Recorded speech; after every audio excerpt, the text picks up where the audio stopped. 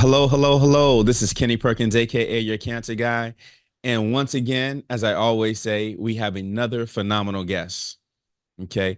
So we travel all the way to Los Angeles, but by way of Los Angeles, I don't think she's originally from Los Angeles because when you hear that voice, it's definitely from the UK, right? Is that fair to say? She's from the UK. So we're gonna get into this. If you ever thought about, have you ever thought about what are the right foods for me to eat? We talk about nutrition and things like that, and you're going through a cancer diagnosis. You want to kind of give yourself the best fighting chance to get through that journey. What are some foods that you can eat? Have you ever learned from a chef how you gourmet those foods? Well, today we're going to jump into that. We're going to talk about the journey. We're going to talk about food. We're going to talk about some events, and we hope that you guys are taking notes because this is for you. Please believe. Please bring and help me bring Chloe from Chloe's Kitchen to All Talk Oncology. Hello. Hey. Hi, thank you for having me. Oh, Chloe, thank you so much for joining us here. And this is Chloe, having you on here you're just not a chef. You are a celebrity chef. Talk to us a little bit about that. Yes, so I am a private chef to many celebrities around Los Angeles. My main client is Simon Cowell. I've been with his family for about 3.5, almost 4 years now. Yeah. Look at that. I love it. You are busy, you know. Girl, for sure. I love to keep busy. Yes. And look at that. If you guys are on my YouTube channel, you'll be able to see this video. But her background is just so beautiful. It's neutral, it's clean, oh my God. I love it. I love the candles right there. I love the whole look. She's got that fresh face. So it's like, yeah, I love it. Yeah, thank Thank you. you so much. Yeah, Chloe. So talk to us a little bit about who Chloe is and what she was doing prior to getting diagnosed, right? Because, you know, we are living our life, we're doing the things that are important to us. If we're entrepreneur, we're doing things that we're trying to push our business. So talk to us a little bit about who you are and what you were doing. Absolutely. So I was originally an actress. I moved to Los Angeles from London to pursue acting, and I did for a long time. I did some TV shows, some movies, things like that. But I think I was just my main passion was honestly always food, and I always had my cooking blog and recipes where I would post my recipes and I just decided to branch into that side of things and ended up, working for some amazing people and building my business and through word of mouth and different things like that. And I was connected with Simon and I started cooking for Simon and then I was diagnosed and it was such a shock because I was always so healthy and I always felt like I was picking the right foods. I mean, maybe sometimes, I wasn't reading all the ingredients correctly, and there's some hidden things in there that I wasn't sure of, but I was like conscious of what I put in my body, like organic and healthy food. So I was like, I was always a healthy, fit person. And then that happened, and I had to my life came to a halt. For sure. So that says a lot. You're out here, living the dream, doing some acting, love to cook, Yeah. then all of a sudden something like this happened. So on that on that day, you recall what was happening prior to that, you know, led you to going in to see the doctor? Yeah, so I found the lump myself in the shower in my left breast. And my heart sunk. You get that feeling and your intuition just like speaks to you and you just know something's wrong. I booked an appointment to go and see my primary care doctor literally the next day. And they dismissed me. They were like, I was 32. They were like, you're too young for breast cancer. You have no family history. It's not going to be anything. It's likely just a inflamed lymph node from your, by the way, it was in my breast. So it was like weird they even said that. But they were like, it's just probably an inflamed lymph node from your COVID vaccine. So go away for 6 weeks. If it hasn't gone, come back and we'll send you for a scan. And I just knew that something wasn't right. I did go away and listen to them for a couple of weeks. And then I felt like it was growing. And I started getting this radiating pain down my arm. And I was like, something feels really, really wrong. I went back and I insisted, you have to send me for a mammogram. Please refer me for a mammogram. Something's wrong. And they did. And then I went for a biopsy within 2 days after the mammogram because they said it's a mass.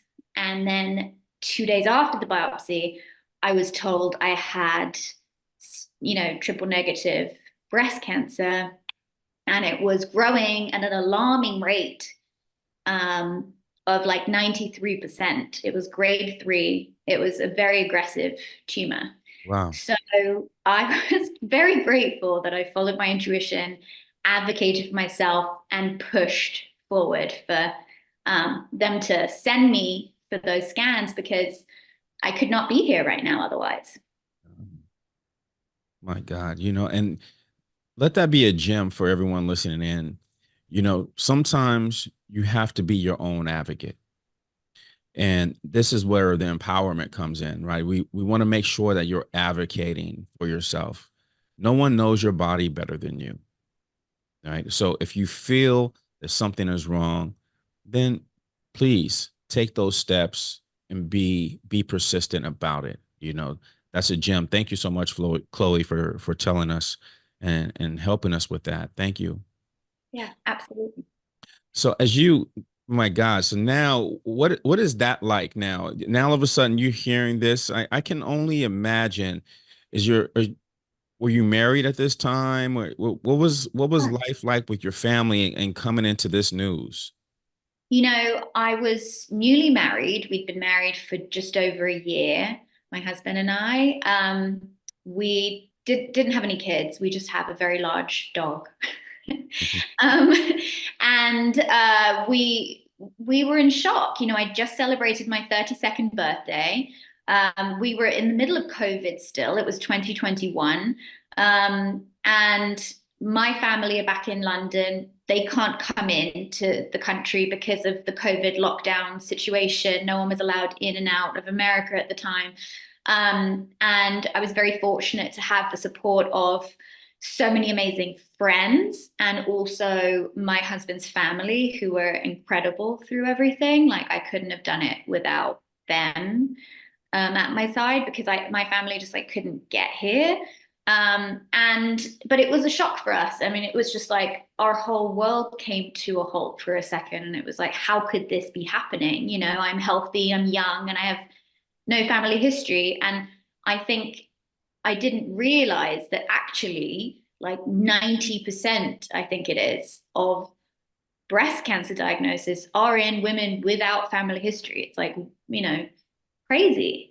I didn't realize that. I think that that's not known enough.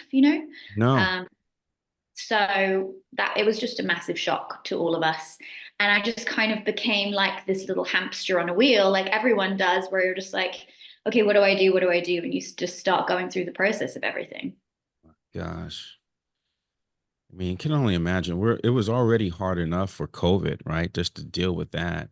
And then now you have a diagnosis on top of that. Yeah. So so going in, what did they diagnose you with and what stage? So I immediately went in for a lumpectomy surgery, which is kind of backwards. Now they do chemo first to try and shrink the tumor usually. But I was very sort of proactive in my treatment, and I was like, this tumor is growing really fast. I want to get it out of me. I don't care. I just want it out. So we scheduled me 3 days after I was diagnosed to go in and get the lumpectomy surgery. They did a lymph node they removed two lymph nodes as well. They were negative and they got clear margins during the surgery. So technically, I was declared like cancer free at that point after the surgery. And I felt like it kind of allowed me a little time to then figure out what my treatment options were. But when they did do the surgery, they diagnosed me with stage 2A triple negative breast cancer, IDC, invasive ductal carcinoma, grade 3. So that was my full diagnosis. But luckily, it wasn't in my lymph nodes. So it wasn't stage 2B. I was almost stage 3 because my tumor was very large, but luckily not.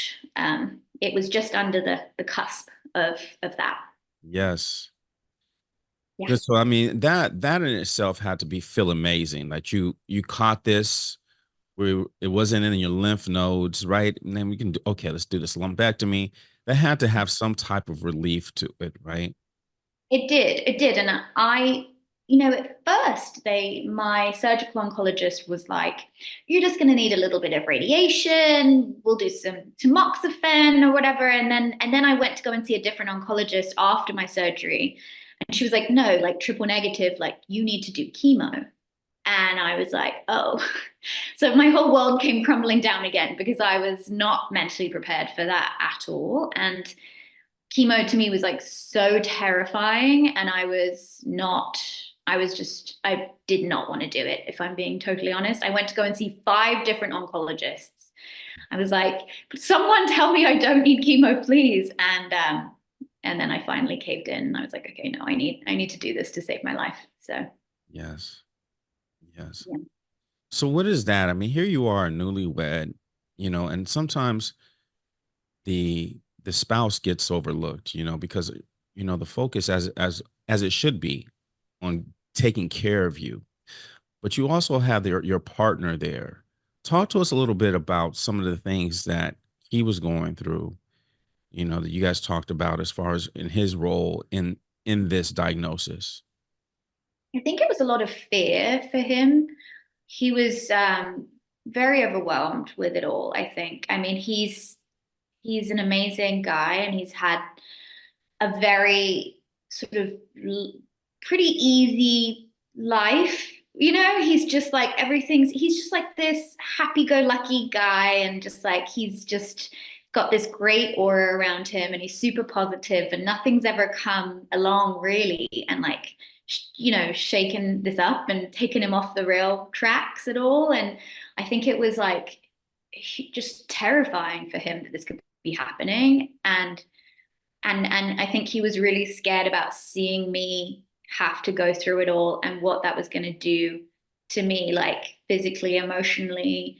And then he's also just like, I'm always the one that's kind of taking care of everything. And I think then the roles having to reverse was just like a huge shock for him.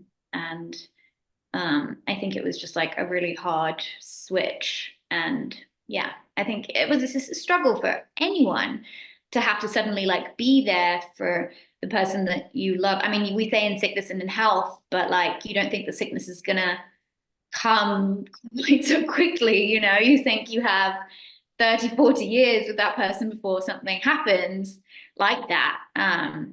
So it was definitely like a huge shock for him, but he was that positive force in my day, I would say.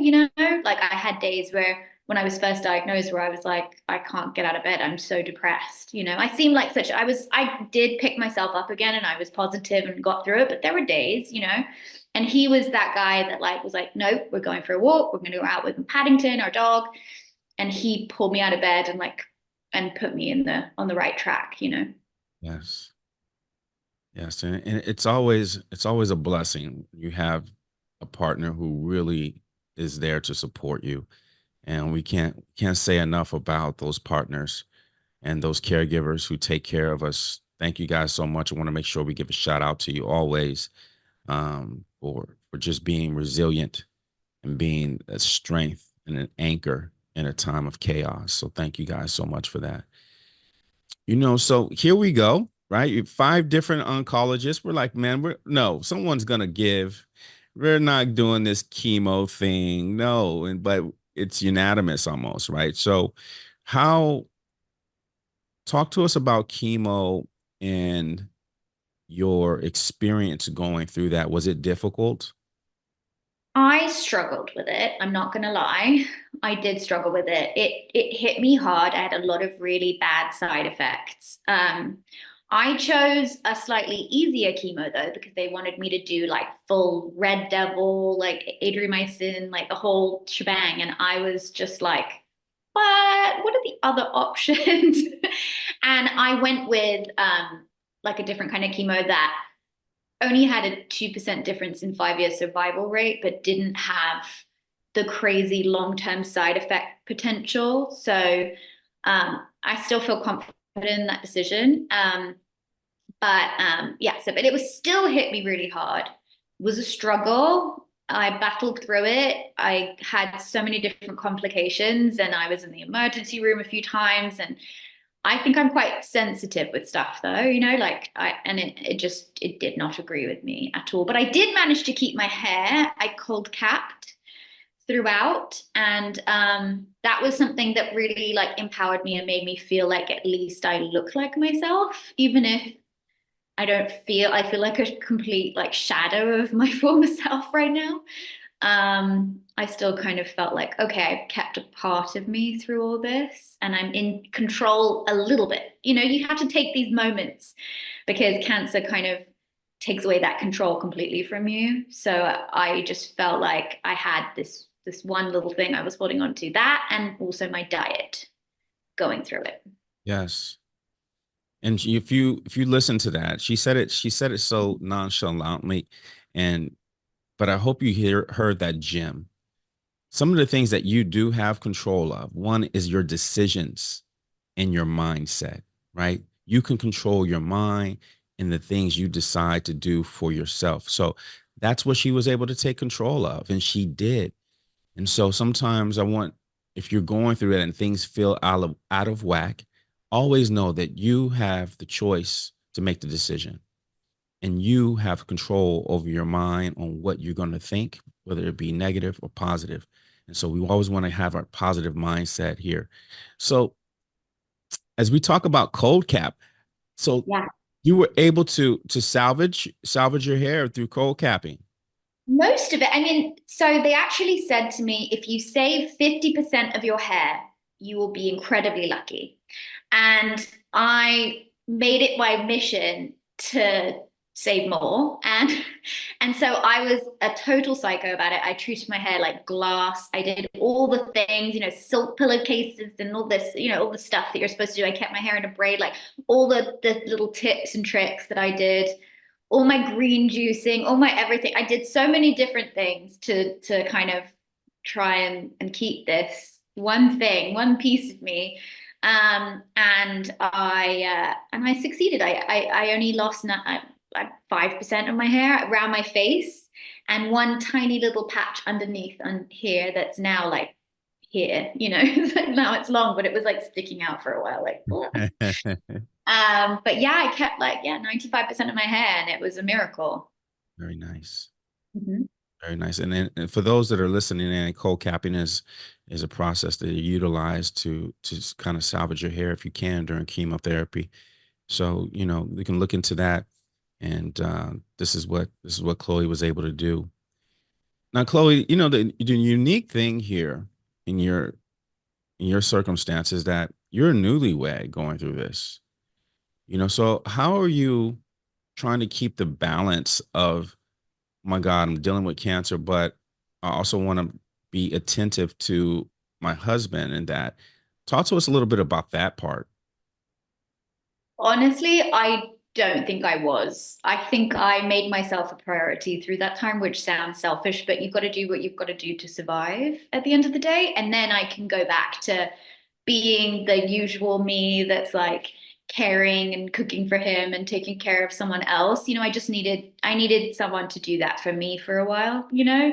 And so I think that your relationship does suffer throughout it, just naturally. It just does. And I'm grateful that, we got through this time that's incredibly hard on a relationship and rebuilt everything after.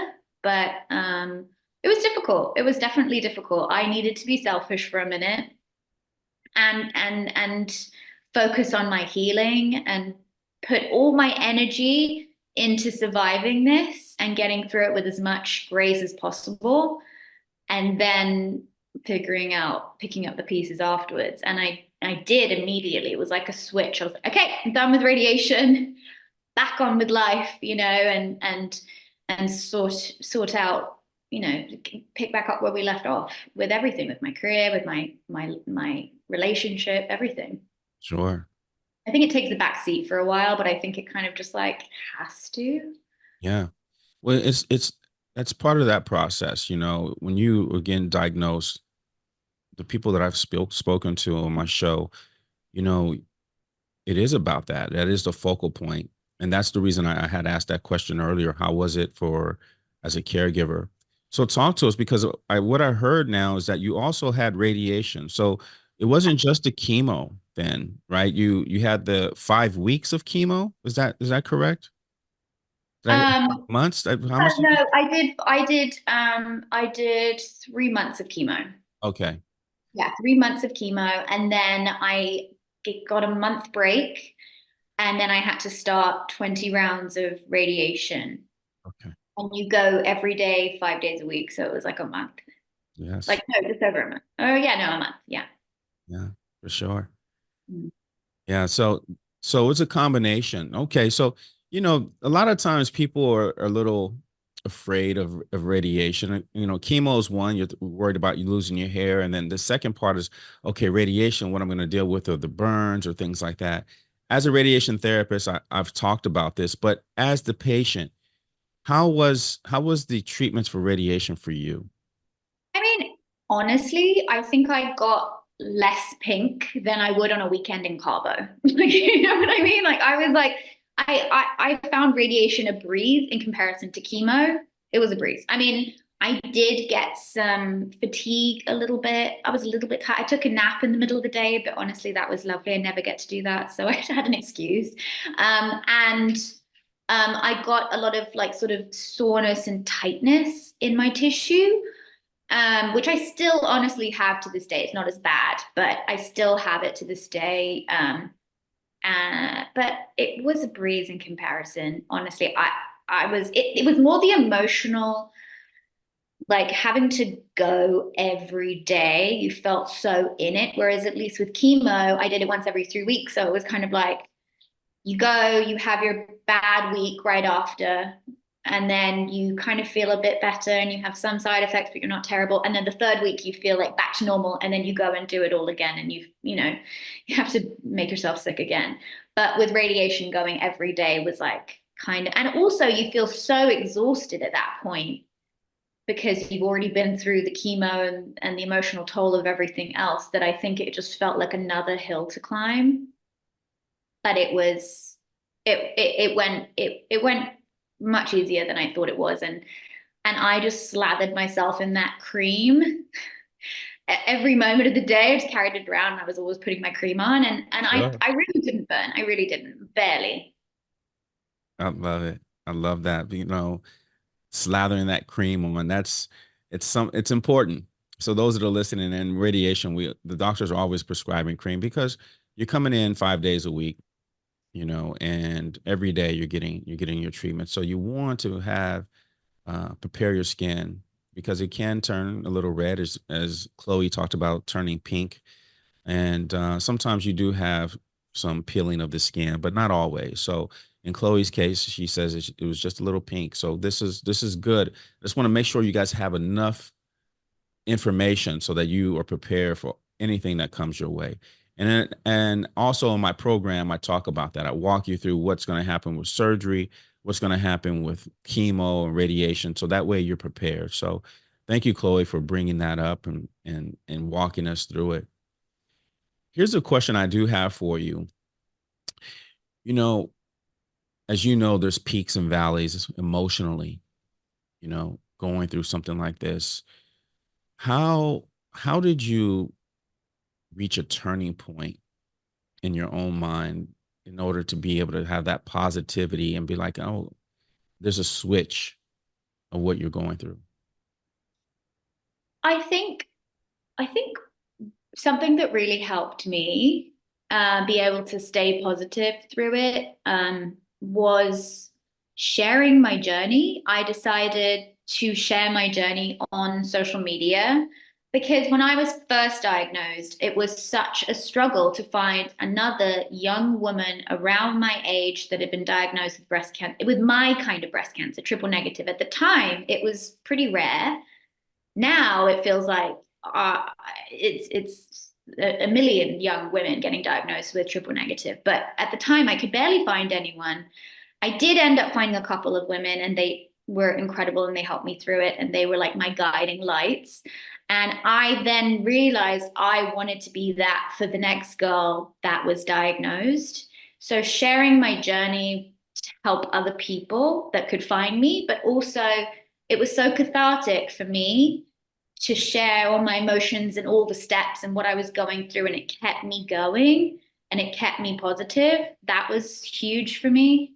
And then I think just also just I have like I've always been a hustler and I've always had this like drive inside me. So I just was like, I'm gonna get through this and I'm gonna be fine. This isn't it for me, you know. I knew that this was just a chapter in my story, you know, and I was gonna move on from it and be fine.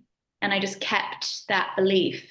I did have days where I went into my Google holes and or I met you know, in some of these cancer groups that I was joining, I met a girl that was diagnosed with triple negative and then it was stage 4 and then you know all the bad story, you know, and you meet these people and you're like ugh, and it really like takes a big hit on you emotionally, and you have those days and you need to feel it and let yourself feel it all, and then I just pick myself up the next day and be like right, keep going, you know.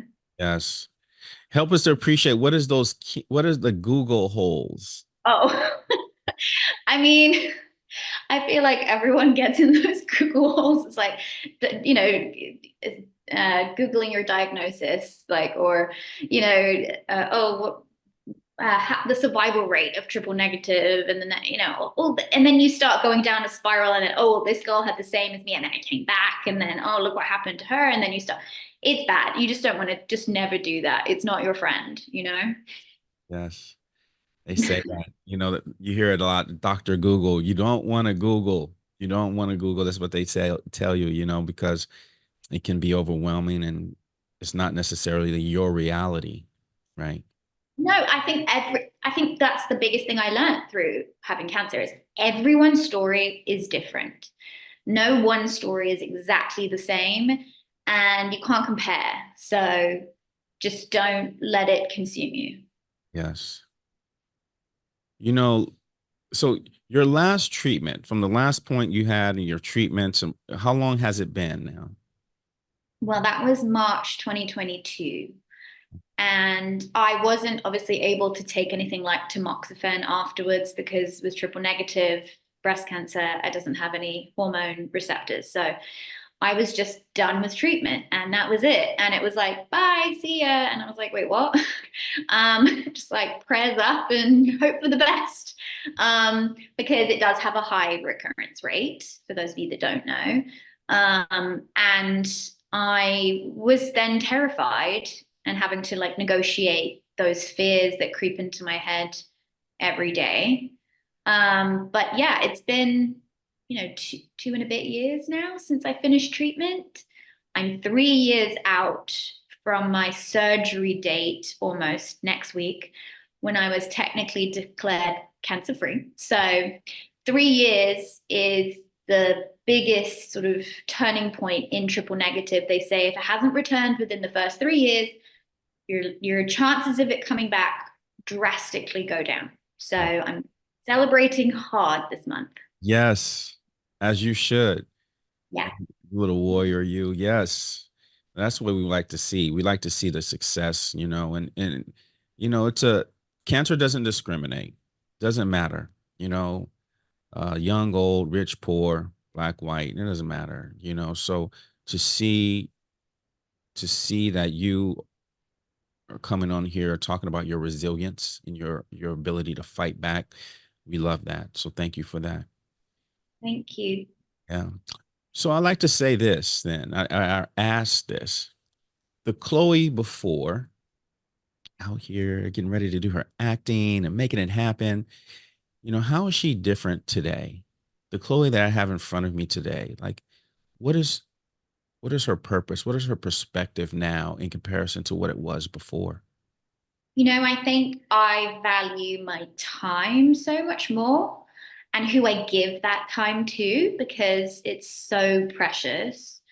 I protect my energy so much more, and I don't spread myself too thin like I used to. I was like, I realized you have to set boundaries for yourself and you have to self-protect. At the end of the day, you have to cut out any toxic energy in your life and excess stress as much as possible because that's all contributing factors to disease at the end of the day, I feel like your cells hold trauma and stress, and I just like needed to cut anything like that out as much as possible.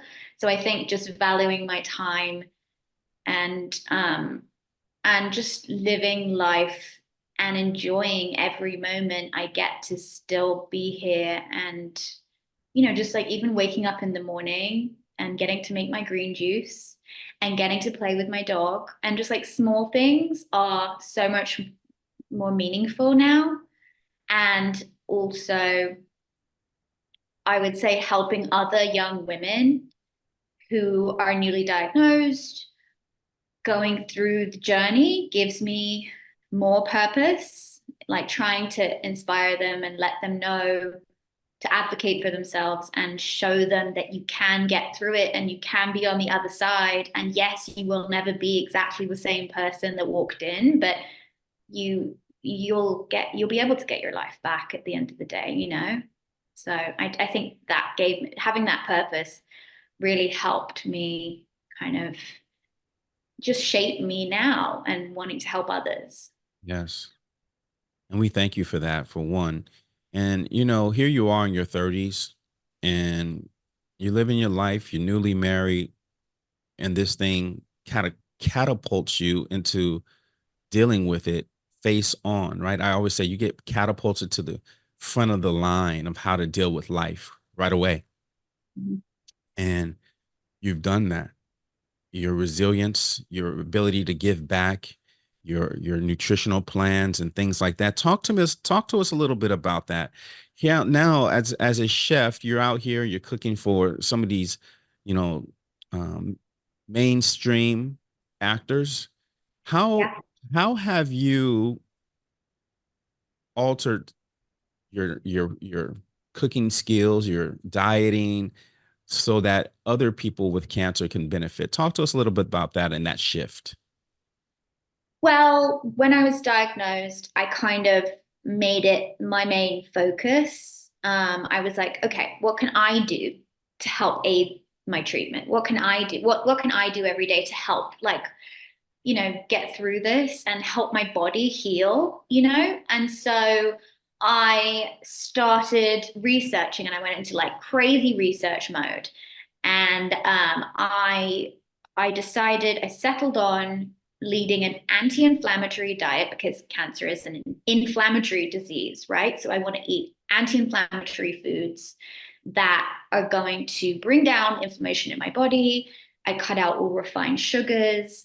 I included lots of whole foods in my day, cut out anything processed, ate lots of veggies, super clean, watched out for any hidden sugars and bad ingredients like in my food.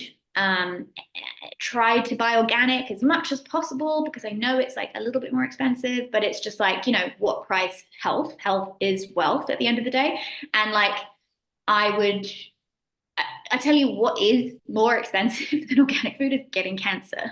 So it might be $2 more, but like, it's less than your chemo bill you're going to get, or your surgery bill. So I do think that investing in yourself and your body and your healing is so important. So yes, I just threw myself into research mode and sort of, yes, my diet was good, but it wasn't as good as it can be. And at the end of the day, like, I do also lead the sort of like 80-20 rule because no one's perfect. 80% of the time, I'm just way more realistic about it all. 80% of the time, I'm going to green juice and eat my salads and eat my, my blueberry chia puddings and my, this and this, and be super clean. And then occasionally I'll want to have a pasta with a girlfriend, and it's like, that's okay, and just living life as well, because you can't like stress yourself out too much with it. So I think my diet did evolve, and I wanted to then impart the knowledge that I had learned onto other people. Yes. So, how can someone learn more about this from you? Do you have a book that you're working on, a cookbook? Do you have recipes that you put out or on your social media? How does someone learn how to cook healthy? Well, I do have a lot of recipes on my website and my Instagram, where they can learn, more about like what I eat in a day as a cancer survivor, but also healthy recipes that they can make, but also a few just cheap recipes that are delicious that will make them happy and it's good for the soul. So there's a combination of that. I also am working on a cookbook, but TBD. So that's coming soon. And then also, I offer nutrition coaching sessions on Zoom, where we kind of go through your diet and talk about clean swaps and ingredients to avoid and ingredients to include throughout your journey. And then I also do nutrition coaching days. If you're in LA, I come to your house, we go through your pantry, I remove any bad foods, and we go grocery shopping, and I teach you some clean swaps and things and different things you have to look out for on the ingredients packets. And then we come back and make some delicious, healthy food together. I teach you some nice recipes that are easy, pop them in the fridge, and then they're there for you guys, for the week with your family, or even if you're alone and just want to be healthy and meal prep. So there's lots of different options that I offer. I love that. Yeah. Listen, to anyone that's out here in the Los Angeles district, you want to Chloe to come in and clean out your pantry, this is the time to do it. Listen, she's putting it out here. And that's amazing, Chloe. Thank you so much for that type of sacrifice too, right? And being able to help people to that extent too. That's awesome. Well, it feels way more rewarding, at the end of the day. It's like very rewarding to be able to help people and give back. Yeah, 100%. So here you are, you're thriving and you're doing your things now, and you look amazing. You really do. And that's important. All right. So for those that are listening in, and make sure you look at the YouTube channel, okay? Because you're going to be able to see this video. Chloe she's vibrant. She's got an amazing smile, and when you just listen to her journey right now, the ups and downs, if you're going through it right now, it's okay. Feel that. Okay. Don't try to run from it. It's okay to feel that, go through that. But the thing is, don't stay there. You don't want to stay in that feeling. And if you're looking at Chloe, you can see she went through that, exactly what you're probably going through. And look at her. She's thriving now. And that's what you want. You want to find someone who has the same diagnosis as you, similar to you, and see their success and be like, okay, they did that, then I can do that, right? You want to make sure that you put yourself in the best possible mindset and position to be successful. So I say that just because I want to make sure that I give you everything you need in order to be successful on your cancer journey. So Chloe, thank you. Thank you so much. Before we let you go, Chloe, is there anything you would like the audience to know? You talk about events and nonprofits that you're working on. What's going on?